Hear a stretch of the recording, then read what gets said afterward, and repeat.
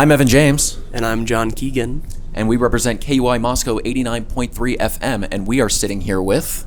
Somersault. Nice. Thank you guys so much for doing this. I have been anticipating this for so long now. I've been so excited to sit here with you guys and talk some music. Yeah, we've both been fans for a few years now, so Sweet. we're really looking forward to this. I guess to start off, you write like really summery, beachy, as your website describes it, trop pop music. In North Idaho, it really helps us warm up during the cold winters. And you guys are from North Texas, right? Originally all from North Texas, yeah. Yeah. Mm-hmm. So how did you fall into that genre? How'd that come about?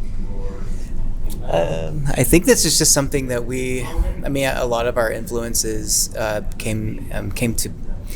I think that our group of friends just really liked. I think to go back, trop pop, I feel like was a name that was something that we didn't make up, but we heard along the way of people using. We're like, that works. That is a perfect explanation as far as like our sound. And when we first started, it was kind of just something that we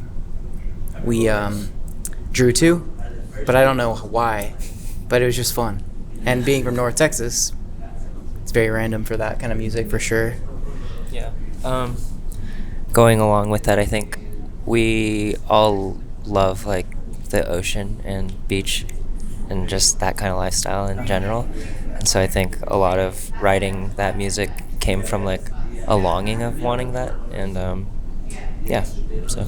Do you get out to the beach a lot when you're touring, or is it? Yeah, quite a bit actually. It's surprising how many times we do, because I feel like sometimes we're landlocked, but then the days where we are on the coast, like we end up going somehow. So yeah, it's cool. Totally. Sweet.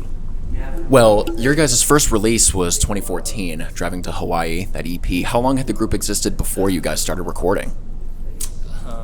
We met when we were 17, 16 years old, and that's a long time ago. So that was probably 8 years before Driving to Hawaii. So we had been music buddies for a long time. But as far as Driving to Hawaii and its weird niche pocket of success when that Spotify was coming up and everything, I mean, that is just I don't know, that we were focusing more on like a Beach Boise sound at that point, and that kind of took off. But there were a lot of things that we did before then.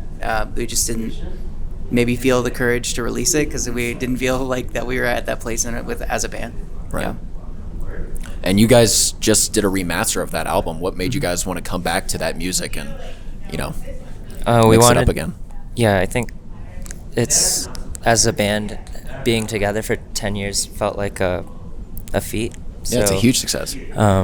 We just wanted to honor the first thing that kind of got the band started and release projects or songs that we had at the same time as that project but never got to finish or release, and just stuck with the 6 on the original EP. So we wanted to bring those back and kind of just give them to the fans as happy 10 years. Yeah. So the fans really resonated with that. Are they excited with the new remaster that came out? I'd hope so, and I think so. Definitely. We definitely enjoy it, and I think other people are enjoying it too. Love it. So your other album last year was Electrolytes, and like you talk about, and the theme of the album is kind of living life as it is and where you're at, and realizing that you're kind of already in paradise. How did that theme come about, and how did you expand on that? So I would say the theme of that became, we all picked like songs that we thought were singles for the album, and I think when we looked at all the lyrical base of all the songs, I feel like it fell into that place.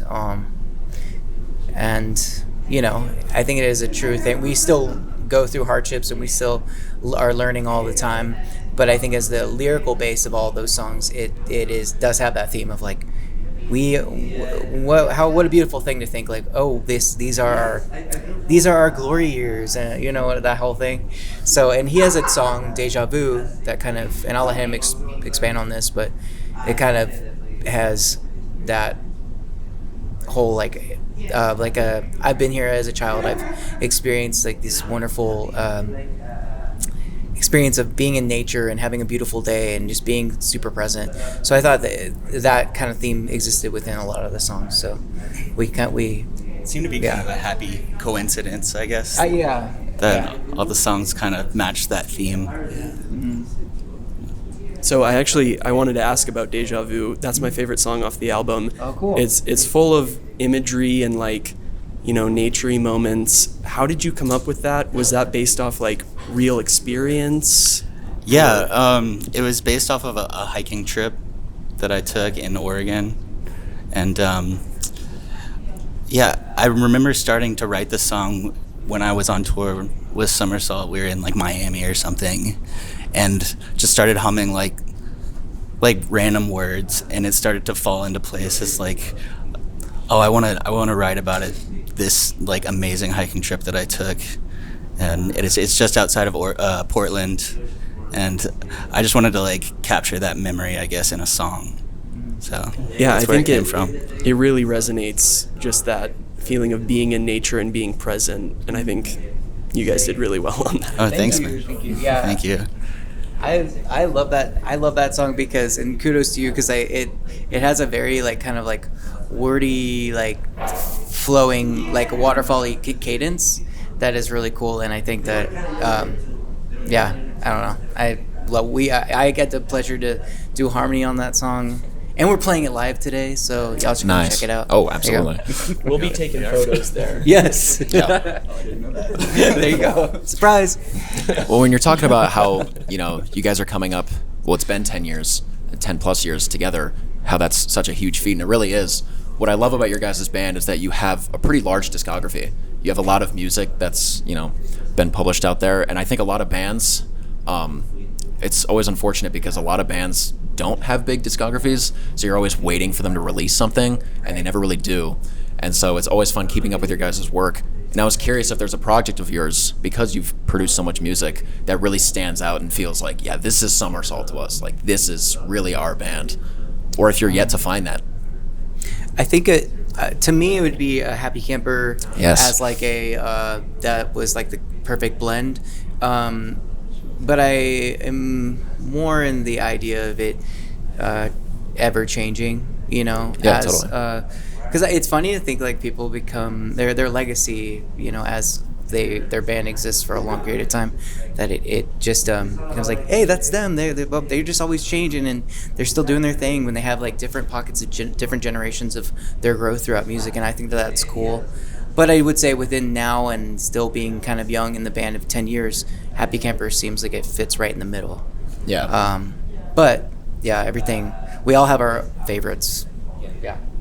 You have anything you want to say on that? Yeah, I think Happy Camper's a great one too. I also think like there's being a band for 10 years, there's different, I guess, like eras almost of what we wanted our music to be. And I think that's ever changing, and as we grow as artists, I think that's gonna always expand as well. Totally, yeah. Do you have another question? No, I think we're good to go. Oh yeah, a question we love to ask groups is, if there's a certain performance that you guys have done that stood out to you guys, whether it's like it was a great audience, just a really great set, or if something crazy happened. Is there some sort of performance that's gone on that really stands out to you guys? Certain shows, maybe? Yeah, we can each pick one. Yeah. I'll pick one and say that there's a cool venue that I think a lot of artists will pass through and could probably agree with me. It's like I don't know how it's pronounced. I think it's Mahals or Mahal. I think it's Mahals, but it's in Lakewood, Ohio, near Cleveland, and that venue, it's a bowling alley, and one show, our last song, Going Native, everyone rushed the stage and just knocked everything over, but we still played the song, and it was just like the whole crowd was just hanging out right next to us, and I think that was a really fun moment. Yeah.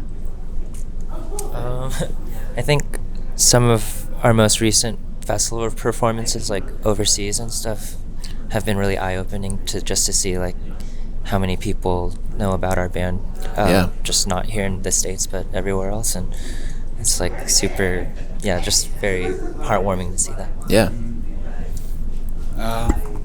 Mine is just a random one, but it's one of my favorite memories. It's like we played in Iowa, and my buddy like got me to get on his shoulders and like walked me through the crowd while I'm playing the bass. And there's like a video of it, and I like sometimes I just go back and watch it because That's so awesome. so fun. Yeah.